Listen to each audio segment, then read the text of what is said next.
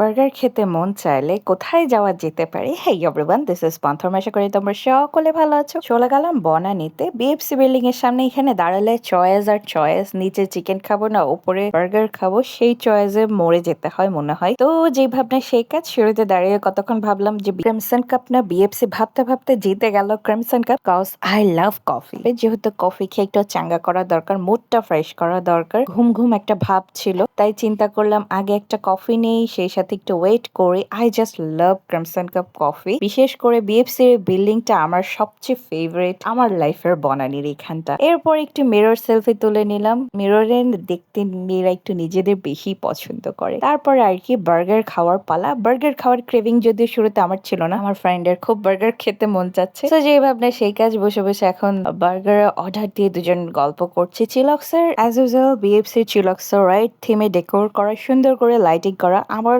এরিয়ার মিরপুরের যে চিলক, সেটা তো আমার মোস্ট ফেভারিট একটা জায়গা। প্রতি সপ্তাহের 1 থেকে 2 দিন আমার ওখানে যাওয়া পড়ে। সো বনানীর চিলক্সে আমার এটির ফার্স্ট টাইম যাওয়া ছিল, অ্যান্ড ওটা খুব সুন্দর করে ওয়েল ডেকোরেট করা ছিল বরাবরই। আর ওদের মেনু দেখার আমার কিছু নেই মুখস্থ, আমি আমার ফেভারিট বার্গার অর্ডার করে বসে আছি অ্যান্ড ওয়েট করছি। আর ওদের বার্গার না ওভার জুসি হয় না, অ্যান্ড সস দিয়ে ভরা থাকে না, এই জন্য আমার খুব ভালো লাগে। কোল্ড কফির সাথে ওদের বার্গারটা খুব সুন্দর ম্যাচ হয়ে যায়, খেতেই ভাল লাগে। বানটা একদম মুখে গিয়ে মেল্ট হয়ে যায়, আর চিজটা থাকে, পারফেক্ট একটা কম্বো। অতিরিক্ত সস না থাকার কারণে আসলে এই টেস্টটা খুব ভালো লাগে। চিকেন ফিঙ্গারটা হতে দেরি হচ্ছিল, তাই ওরা আগে বার্গারটা সার্ভ করে ফেলে, অ্যান্ড আমার কাছে ওদের আইটেমগুলোর পাশাপাশি ওদের ডেকোরেশন, অ্যাম্বিয়েন্স সবসময় ভালো লাগে।